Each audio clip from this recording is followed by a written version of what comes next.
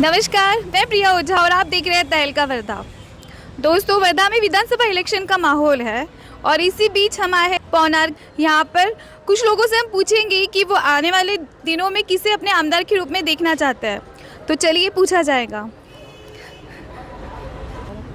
बरं आप्पा, तुम्हाला काय वाटते की आता जे इलेक्शन होणार आहे विधानसभाचे त्याच्यात कोण आमदार व्हायला पाहिजे? पंकज भोयर. पंकज भोयर. पंकज भोयर का बरं? आता आमचे ते मगाराच्या याच्यामुळे आम्ही त्याला फुलाले मत देऊ बा. हो. म्हणजे तुम्हाला असं वाटतं की पंकज भोयरने अभी तक म्हणजे पंकज भोयरने खूप कामं केले आहे वर्धेत? हो. पंकज भोयरने खूप कामं केले म्हणून आम्ही पुन्हा त्याला द्यायचं मत. तर तुम्हाला काय वाटतंय कोण येणार? कोणाला तुम्हाला बघायचं आहे की आमचा आमदार आहे? पंकज भोयर. पंकज भोयर का बरं? पंकज भोयर आहे, गरीबी कामं करते ना. अच्छा, गरीबों के काम करते हैं। दादा, आपको क्या लगता है अभी जो इलेक्शन है इसमें किसको चुन के देना चाहिए? आमदार के रूप में आप किसे देखना चाहते हैं? आपण कास्तकार माणूस आहे, आपण शेती करतो.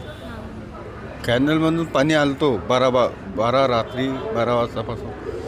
पण आपल्याला असा व्यक्ती असा पाहिजे का दमदार माणूस पाहिजे. दमदार माणसाशिवाय आपल्याला प्रगती होत नाही. हां, आणि कसं आहे कार्य होईन चांगलं त्याबद्दल आपण स्वयं आपण उभा. हो. आता जे निवडणूक आहे त्याच्यात तुम्हाला कोणाला म्हणजे आपको क्या लगता है किसे मतलब आमदार बनना चाहिए? जनता ने किसे चुन कर देना चाहिए?